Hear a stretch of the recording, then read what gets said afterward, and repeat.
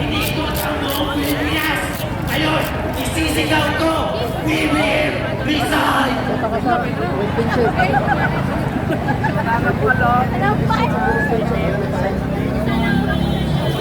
Sa birthday ko ngayong July 21, wish ko sa darating na susunod na linggo, kakatay tayo ng buhaya! Mga congressman, mga tulungis, wala kayong bayan! Malikan, samahan ko kayo! Pumunta tayo sa slaughter! Hiramin natin ang bayan ng baboy dahil binaboy nyo ang kawan ng bayan! Muli, Sisingan Pilipinas, ang inyong lingkod, maraming salamat po! Upakan natin ang korupsyon!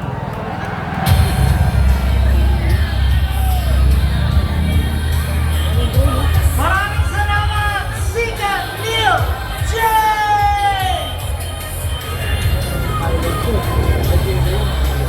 At ngayon mga kaibigan, siya ay Councilor ng District 2 ng Quezon City, ang tatay ng bayan, ang tatay ko, Tatay Rani Ludovica!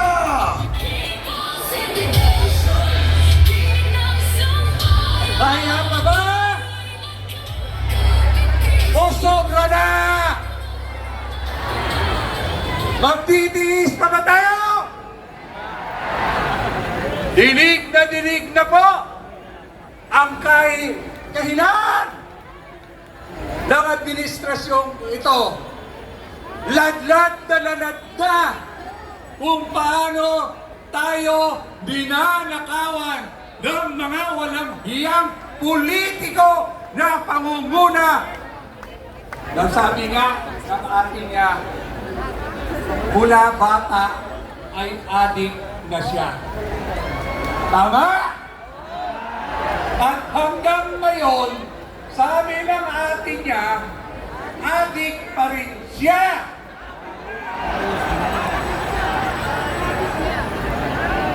Ngayon, magtataka pa ba tayo kung bakit nagkawindang-windang ang bayang ito?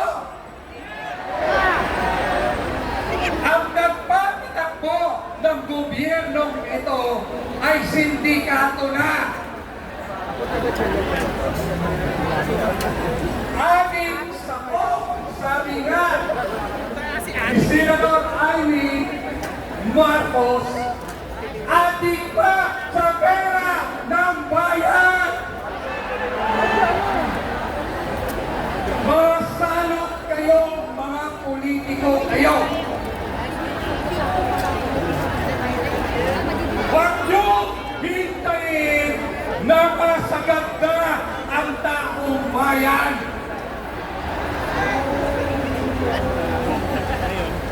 Saan ka nakakakita kung sino ang nag-iimbestiga, siya pa ang nakukulong. Kung sino ang mga magnanakaw na congressman at senador, sila pa ang huhusga. Anak ng teteng kayo!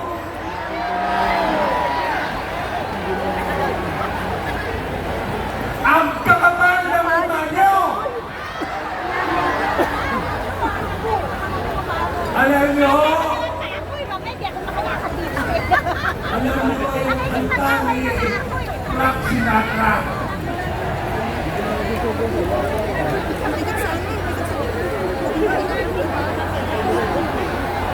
The end is near! The end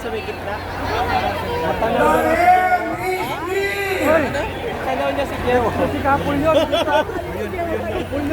Ilang kilometro na lang makakarating na tayo sa lungga ng mga adik. Hahayaan pa ba natin na patuloy tayong lapastanganan ng administrasyong ito? Hahayaan ba natin na ang mga anak natin at ang mga susunod na henerasyon ay magmamana sa mga kawalakihan ng administrasyong ito?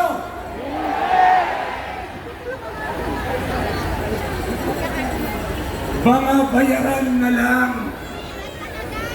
Bayarang congressman, bayarang senador, bayarang mayor, bayarang gobernador, at mga bayarang trolls ang naniniwala sa presidenteng bangag na ito.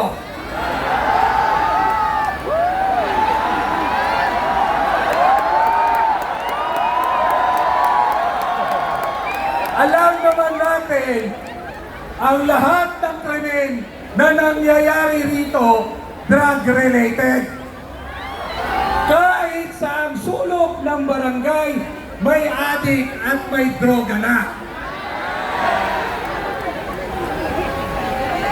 Wala nang ligtas. Ultimo sa eskwelahan ng mga anak natin, may krimen na nangyayari.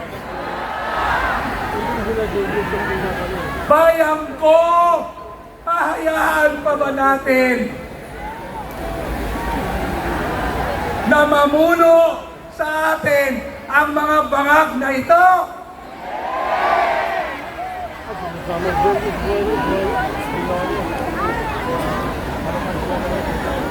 Ako po ay naniniwala na darating na ang hinihintay natin dito ngayon. Ilang tulong na lang, samantalahin nyo na mag-jamming na kayo, mag-coke na kayo ng mag-coke king dyan. Dahil ang taong bayan, hindi na papayag na kami ay gagahasain nyo pa, lolokohin nyo pa, at gusto nyo pa, palakpakan pa namin kayo, pasalamatan pa namin kayo.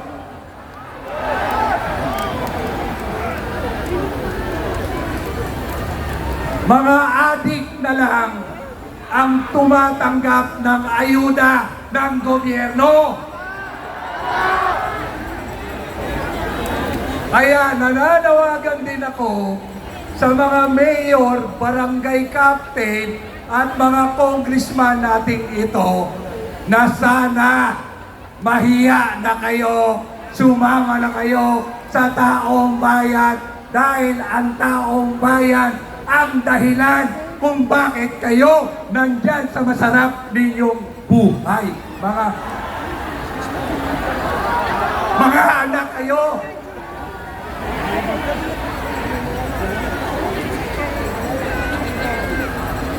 Alam ko po, sa oras na to, sila po ay nagmamatsyag sa atin. Bangag, ito para sa iyo.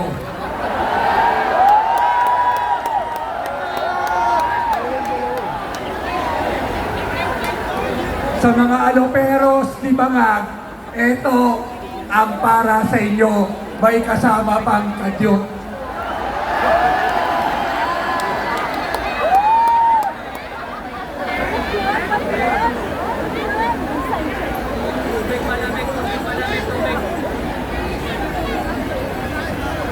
Alam nyo, yung mga kampon ng ating Bangag na presidente, sabi ni Senador Jaime Marcos. Ako, maniniwala ako dahil kapatid na mismo ang nagsabi. Karamihan nga sa atin, sa chismis nga, naniniwala eh. Dito sa kapatid, hindi tayo maniniwala. Gagahasain na naman po nila ang budget sa susunod na taon.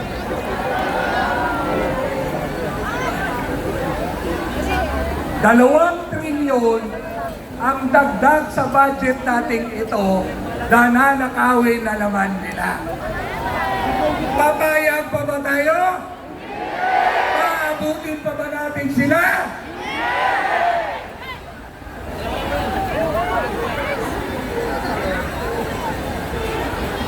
Alam nyo, kung matino lang sana sila ngayon na nasa palasyo, ninervyusin na sila. Pero ngayon, lulon na lulon pa rin sila. Kaya wala silang pakialam sa paghihirap at galit ng mga tao dito sa Liwasang Bonifacio.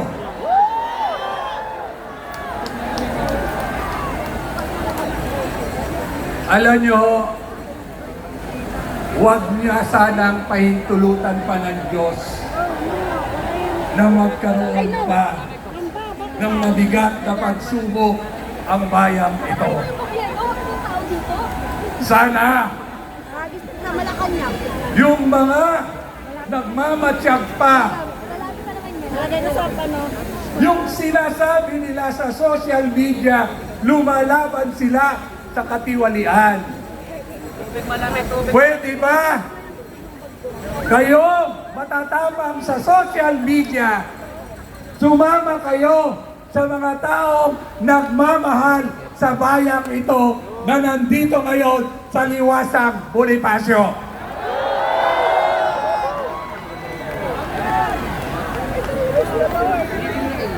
Kayong nakikinabang sa administrasyong ito, mahiya naman kayo. Marami ho akong kaibigan na naglilingkod sa Armed Forces of the Philippines. Sila po hiyang-hiya na rin. Hiyang-hiya na sa pinaggagawa ni General Browner. Hiyang-hiya na sila sa kawalang hiyaan ng supposed to be sila ang magtatanggol at maglilingkod sa taong bayan. Pero ano ang ginagawa nila? Nagpasakampan, nagpasakop sila sa mga salot sa bayan. Kaya tuloy-tuloy ang pagnanakaw ng administrasyong ito dahil nagbibingi-bingihan ang ating mga kasundaluhan at ang ating mga kapulisan. Pakain na yan sa buhaya! Pero ang taong bayan, hinog na hinog na. Hinog na hinog na. Napipitasin na namin kayo. Pipitakin na namin ang itlog nyo! Pipitasin ba natin o pipigayin natin? Bayag ng buhaya! Tigil na po, tigil! Piga! Hindi na ho sila makatulong.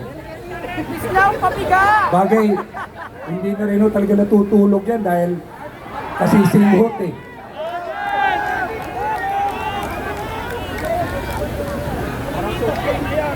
Maraming salamat sa inyo dahil marami hong nagising at tatayo at sasama sa atin. Kaya po, naniniwala ako na isang-isa na lang maniningil na tayo. Maniningil na ba tayo?